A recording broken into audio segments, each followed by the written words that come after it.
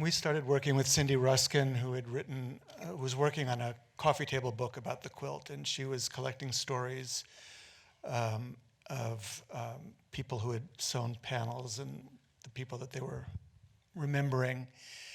And we started trying to figure out how to make a movie out of a quilt. And it, watching it, now it seems to me the structure is kind of inevitable, this approach to find a few stories in the quilt and flesh them out. But it took us a long time to get to that point. I remember we talked at one point about making 100 short films, like making a film version of a quilt where each like 1 or 2 minute film would be a different style, or some animated, some dramatic, some documentary. And we played with that idea for a while, and we really couldn't figure out how we would be able to sustain any kind of narrative over the course of a... And there's such an emotional weight to the way it's laid out in the film itself. How did you find the stories of these 5 subjects? Well, we went back to San Francisco and started reading letters that were coming in with the panels. So at that point, I think there were about 2,000 panels, which means 2,000 letters. And Jeffrey, Cindy, and I read every one of those letters. And from those 2,000, we narrowed it down to about 200 that we actually wanted to try and speak with. And we did phone interviews with about that many, and then did video pre-interviews with probably about 50 or 75. In the end, 2 people came from that process, Tracy Torrey and the Mandels. Sally Perryman was a reader at one of the unfoldings, and I went up and introduced myself.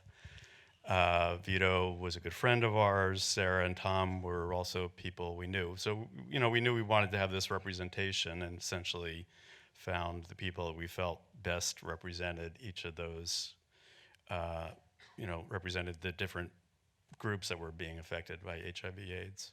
And we wanted diversity. We wanted, yeah. I just wanted to say one more thing about Tracy. When Tracy Torrey, the Navy commander, we read his letter, and of course we were blown away by that. And Cindy had a phone conversation with him, and after she got off the phone, he called back immediately and said, "I don't have much time. I'm coming to San Francisco this weekend, and I'm going to make my own panel, and you're welcome to film me." So at that point, we didn't have any funding, but we did film him at the Beck's Motel, which was a block away from the Names Project building, and he made his own panel. And if you look closely at the panel, I think one of his children signs it. So when you get a chance to look at it outside. Yeah, just recently, we had never had any contact with his family, but recently his daughter looked us up on Facebook, so we're now in touch with Tracy's daughter. And have you had any chance to have any updates from any of the other panel makers?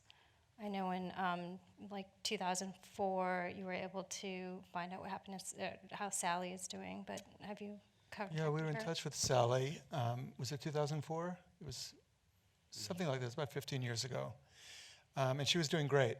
She was working in public health in New York.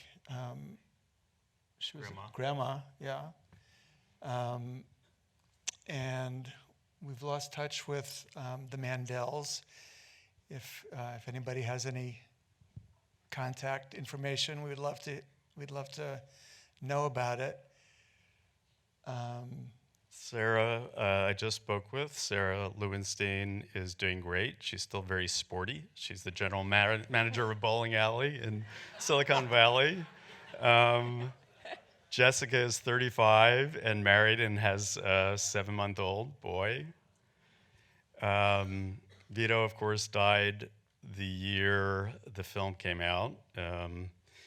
And when he was in the hospital dying, I flew with the Oscar. So the Oscar was with him in his last moments, and he bequeathed his life's work, The Cellular Closet, to Jeffrey and I. We made that film in '95.